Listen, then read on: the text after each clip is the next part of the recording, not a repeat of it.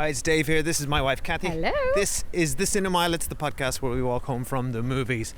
Today we're going to go see a movie with our kids. It's called The Wild Robot. It has been a wild success at the box office in the US, and now it's here and we're going to see it. What do you know about this, Kathy? That you told me it's been a wild success, and Just now? yeah, just I now. just filled your head with the only bit of information you have. Well, I've seen the poster and I've heard people saying they really enjoyed it, so I'm keen. Yes. And it's always good when you get to go and see what you hope is an actual good movie with your kids, because we go and watch a lot of bad movies with our kids.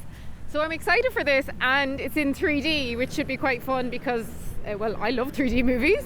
They've kind of gone out of fashion, and our kids have never been to one, so I think that's quite exciting to go to your first 3D. I think so too, and I'm very surprised that it is in 3D. I didn't think that was a thing anymore. Me neither. I thought it had a brief resurgence for Avatar a year or two ago.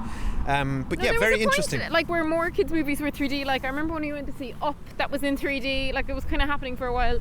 But everyone got over it. That's 15 years Yeah. ago. That was the, I think it's famously there's a sort of an attempt to make 3D a thing every 20 or 30 years in Hollywood ever since the 50s. Well, I love 3D, so I can't wait. Fair enough. And you're a good director, right? Yeah, this is Chris Sanders, writer-director, who I know from How to Train Your Dragon, which is one of my favourite animated films of all time. And Lilo and Stitch, which was a great film years ago. Love that. And great Disney. use of music in that movie. Exactly. So great in both movies, I would say. The score in How to Train Your Dragon is an all-timer. John Powell, I think. So this is high pedigree. I don't know anything about this except there is a robot in it. And it's wild. They get wild. Now, we did watch the trailer with our kids because I had the great idea. Let's show them the trailers for two movies that are out, The Wild Robot and Transformers 1, and let's let them decide what they want to see. And then they said, we want to see Transformers. And then you said... I said no. No. You should have checked with me. Reneging on the beautiful... you're supposed to give children choices in life, right, Kathy? Well, they get a choice, which is to go and see The Wild Robot or don't go to the cinema. But, so I said I'd take them to Transformers another time. Enjoy But that. but actually, I think you would have enjoyed Transformers, which, by the way, is also getting rave thanks. reviews. And the trailer for Wild Robot said, it had a review where somebody said the best movie of the year. So now Oscar's like, it's the best movie of the year. Yeah. Yeah, that's just what one person Bless said. him. Though. No, he's taking it as fact. Everyone, he It's keeps like- telling his younger brother. Yeah, no, Elliot. It's the greatest movie of the year that we're about to see. And we're like, that's just a statement from a film critic. Like, they don't mean anything. Yes, you cannot trust the word of people who talk about films. Anyway, we're going to go and see it now, and we shall be back to talk about The Wild Robot. See you soon.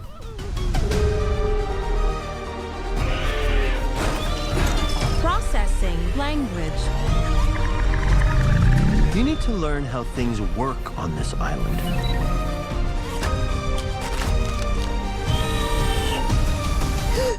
Hello. Goslings imprint on the first thing they see. Which would be you? You're his mother now.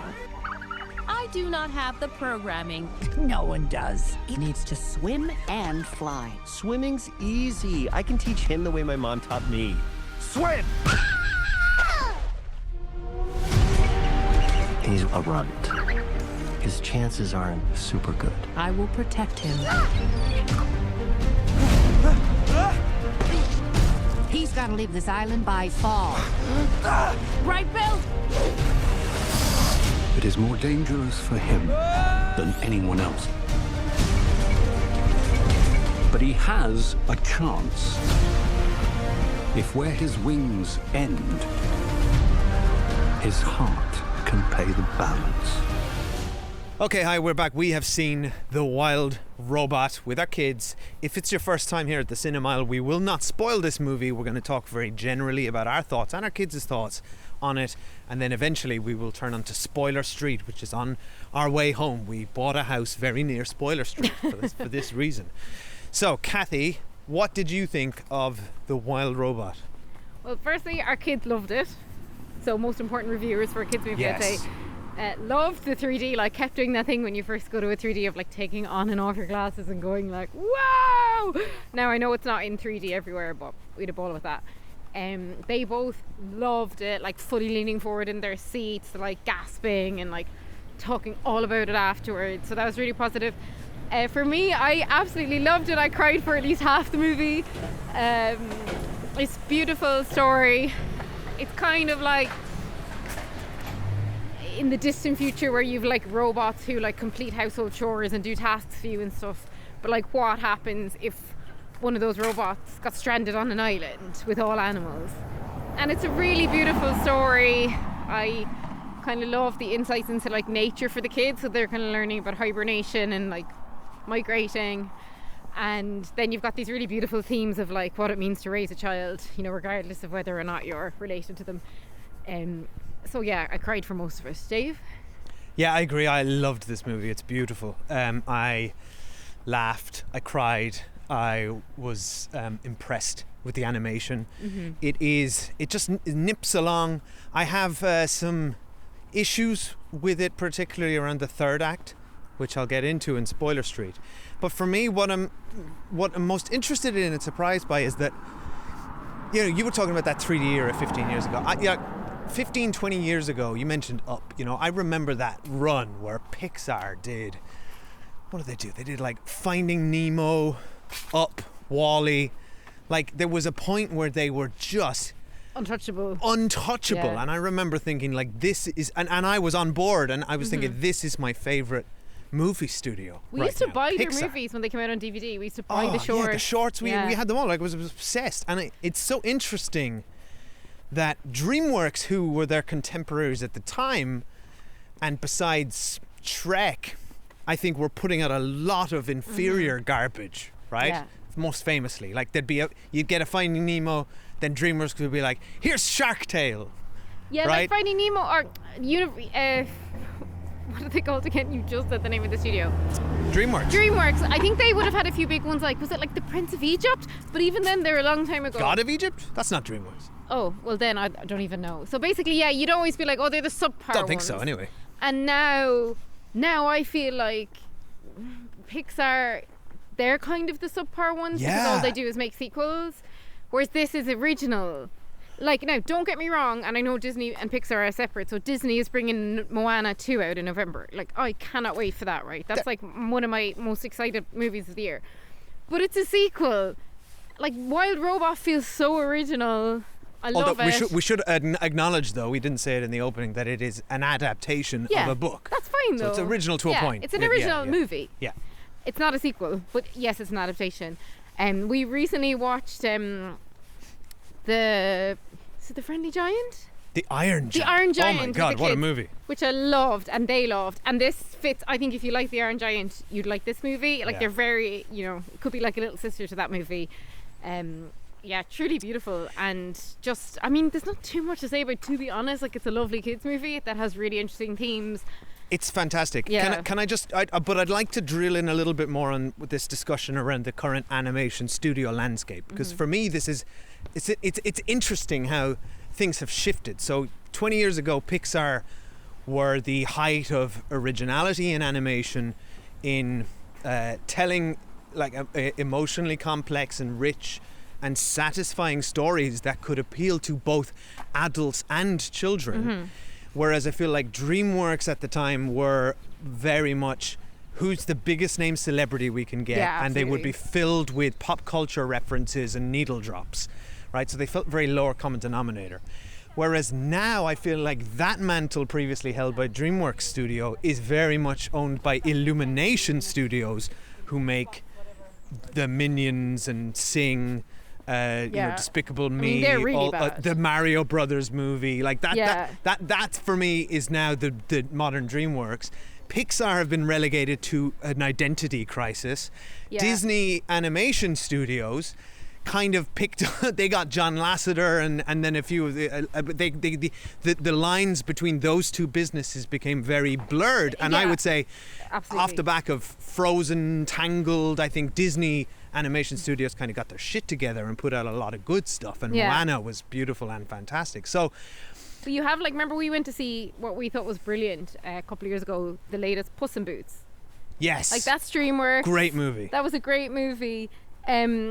the last Kung Fu Panda I went to with the kids, you didn't come. Like, not great, but fine. But I would it's say the fourth that's a movie. legacy, Yeah, it's a legacy. from that era, Yeah, right? exactly. I mean, that they can. The bad guys our kids love. That's good. That was quite good.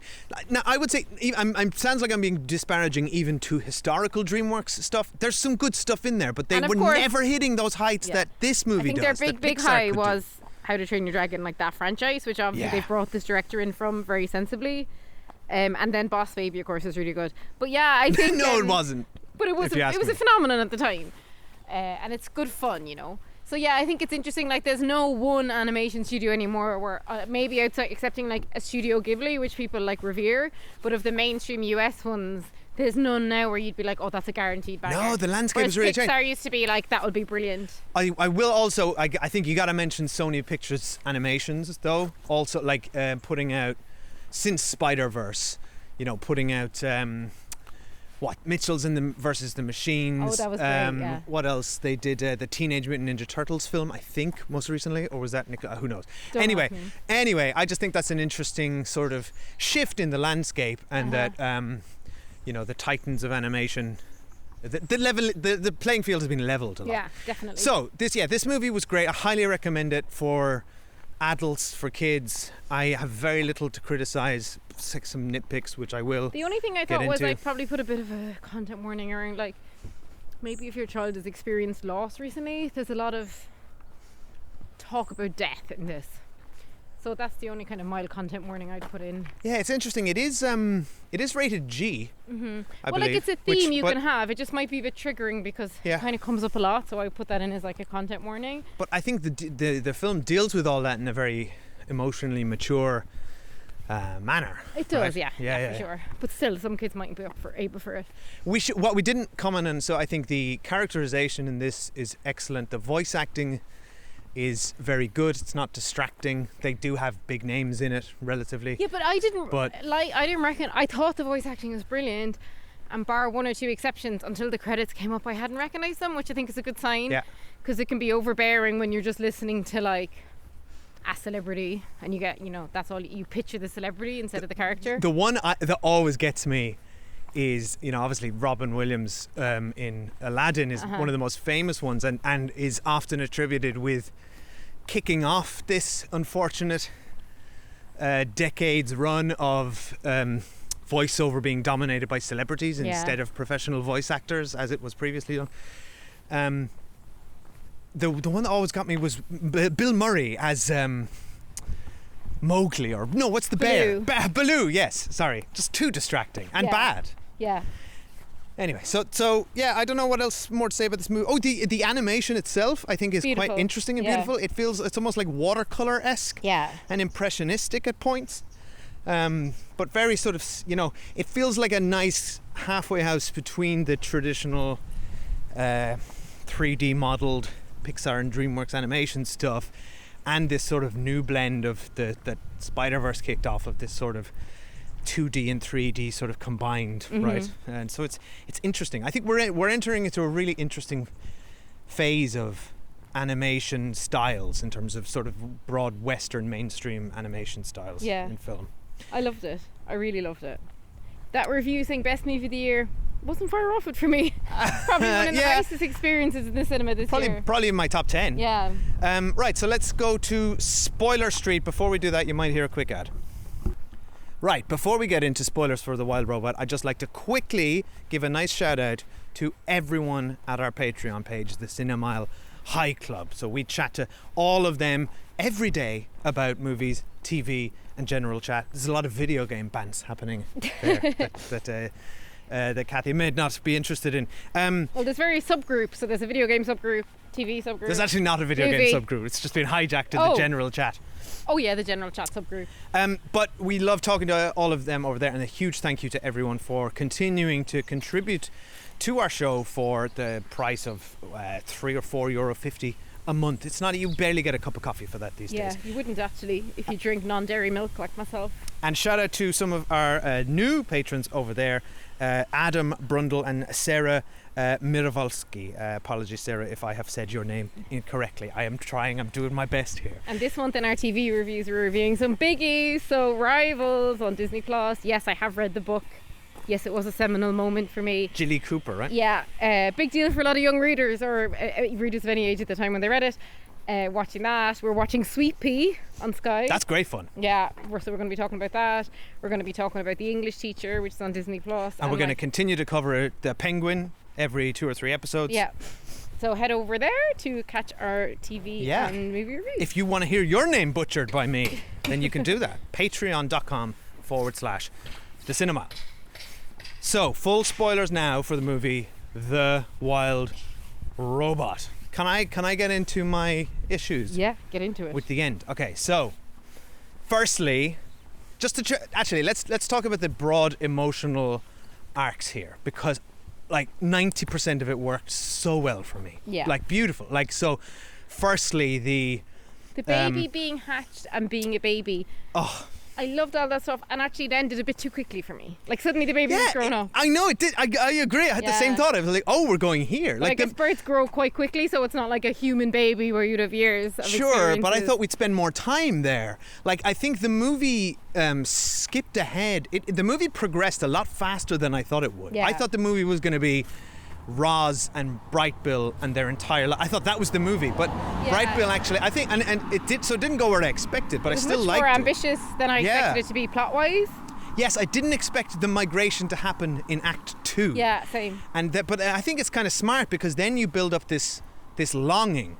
Now the issue is what I felt like, and I loved all that. I loved watching their relationship develop. Training montages. Training montage, so beautiful. Good. Oh my God, when particularly around the flight one. Yeah, it was so beautiful. It's and I was really just really sobbing. nice. And the kids were like to us, "Why are you crying?" Like they don't understand. Like they only cry if they like fall in her 30s. Yeah, like exactly. They don't understand. How do you explain? Yeah. It's because I recognize parental joy Yeah. and pride and longing. They're like, "Why are you squeezing me tight as we watch this movie?" Luckily, we were both wearing 2 pairs of glasses. I know. Each, easy to disguise when you your forget tears. it's 3D and you forget to put your contacts on, it's always just an extra good look. Just glasses on glasses. Yeah, exactly. So all Maybe of that. they were originally going to end it on the migration, but then that other movie came out last year, Migration. Oh, Migration. Yeah. Next pivot. This is a very, not since Ants in a Bug's Life have we had one very specific I don't believe activity Migration of had birds. a robot teaching the birds how to fly, though. No, there is a slight difference to this one. I love for how sure. the robot overwrites her own programming and falls in love. Like, it was such a beautiful message. Yeah. Like, and I think it was a message of like, when anyone has a kid or they're helping raise a kid, you may not think you're very good at it and you think, I'm not able to do this, but the point is that like you can learn how to do it. You have to figure it out as you go. Almost. So I think that was kind of one of the messages, which was a nice And in a way, having a kid, your programming does get overrode. Yeah. Constantly. Because you're like, no, I want to be asleep right now. And you're like, yeah. No, but so I loved all that. I loved the progression of their relationship. I loved the moment where Bright Bill finally, does it, and the pride and the longing. There's some beautiful shots in here, really memorable stuff, like Roz running with all the birds around her with her arms outstretched, right, as at giving Bright Bill that lift towards the end. Mm-hmm. That bit where she's on the edge of the tree with her arms out, like, it's really beautiful stuff. So Stunning. All of that's great. Now, the issue is that then the movie finds its conflict in the absence of mother and child, right? The absence between them.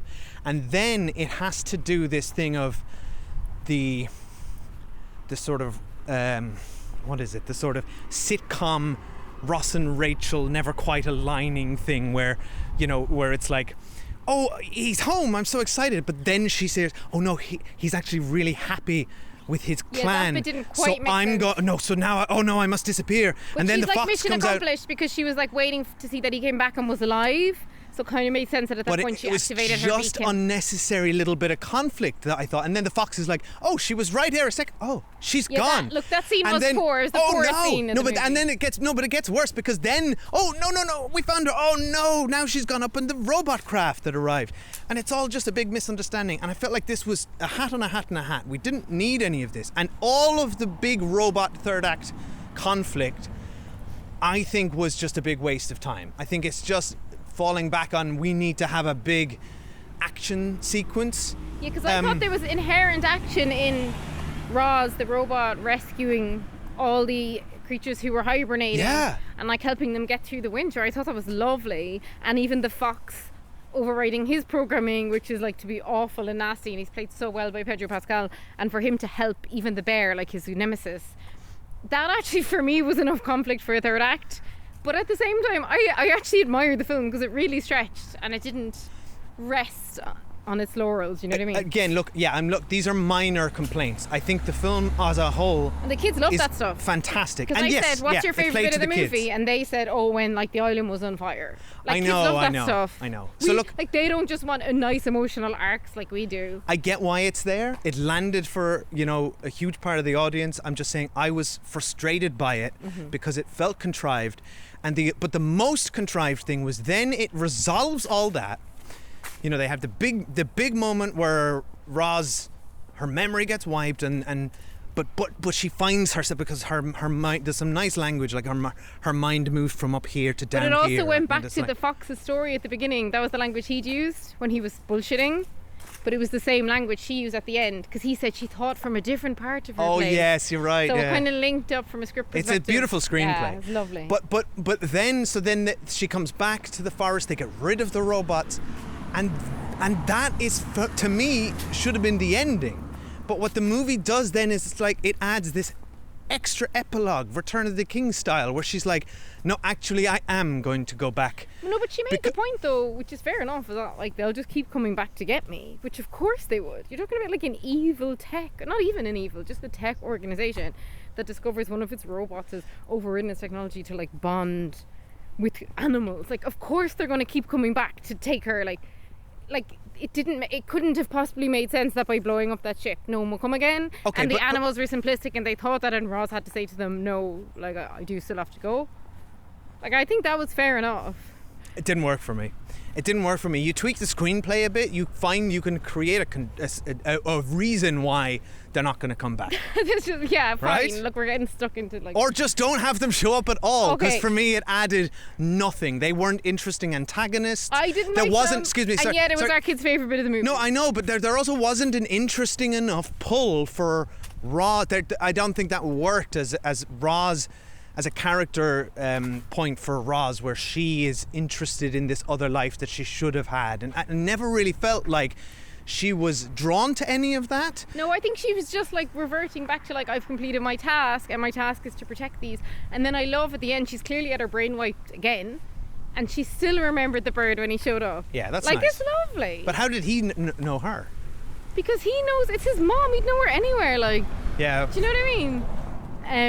But, yeah, but they all look the same. How did he find her in that exact spot? Why what did she she end up said- stationed at the exact place he... Anyway, look, I'm being super nitpicky you now. need to get over Yeah. any of this. Like, so tedious. It's a lovely film. It's really nice. It sits in a nice line of like sci-fi. Like, put it with WALL-E. Put it with those kind of movies It's where up like there you've got for really sure. good like robot movies for kids. I really enjoyed it, and we've got a few other good ones coming out this year. So we're going to see Paddington in Peru. Well, I hope it's good. Excited. At the Cork Film Festival. So for anyone who's in Cork or indeed Ireland, go over to the Cork International Film Festival. Schedule is now live. There's some amazing films there. We're also going to go and see Moana 2, obviously. We might bring them to Wicked. I need to check the Check the age rating on on that that. one. But yeah, so this is a kind of a good time. This and the summer are the kind of good kids movies. So yeah, some good stuff coming up. I got one more nitpick. You got to let me do this. I'm not letting Right? you do No, it. you got to let me do this, right? Okay, so it's quite a lovely storyline where Roz rescues the entire forest and becomes one with nature. I love that Also, by the storyline. way, loved the design of her. Awesome design. But then the way over time she starts growing moss Oh my on God, her. I love her mossy She literally hair, becomes yeah. part of nature. I love that. And I love when she goes, I am a wild robot. Yes, awesome. And it was Lupita Nyong'o. Lupita Nyong'o, yeah, I would great have job. never recognised her voice, but Yeah. she is an amazing voice actor. She did so good. And super funny too. Yeah, By the way, how cute and funny when the Bright Bill is like a baby and trying to copy oh my the robot. God. That's and I don't think it's even trying so to copy. clever. It's just how you learn a language. So if your mother's Exactly, always like, yeah. compute, I must do this. So then the bird's like, compute, let's be friends. And all the other birds are like, no. Anyway, so Roz does the thing where she So you are going to give she out and the about fox, one yeah, more part brings. of the movie. Yes, I am. Okay. You got to let me do this.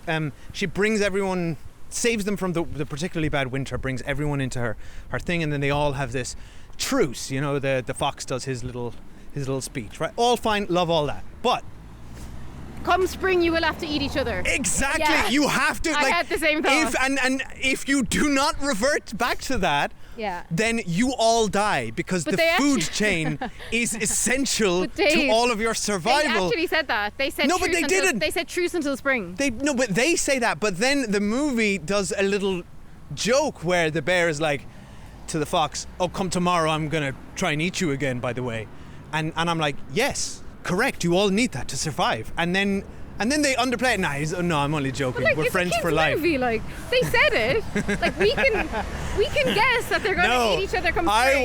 want to see all of the creatures get eaten. You want to see just the end is just this like Lord of the Flies carnage. Our main Yeah. characters being pulled apart limb from limb by Yes, larger please. creatures. I want Watership Down. I want blood and gore and want- viscera to be seared into our children's retinas like you for the want rest the Lion of their King, lives. like Mufasa stampede. Yeah. Okay. I great. want our children to understand the life and death cycle and how nature works. Yeah, well, I think that's fine that they kind of got a hint of it there on the "I'll eat you in spring" line. It's fine. I'm sorry for my nitpicking. Yeah, I you love should this be movie. sorry. It's very, very good, and I will Highly happily recommend. watch this over and over Yeah, again, as same. will probably happen on As our happens TV. with all kids' movies. Yeah. Yeah. All right. Bye. Thanks for listening. Oh, if you want to chat to us, of course, you can do it at thecinemile@gmail.com or on Letterboxd, YouTube, or Instagram. We are at The Cinemile. You'll find us there. Thanks for listening. You are ordered to return home. I am already home, and I am a wild robot.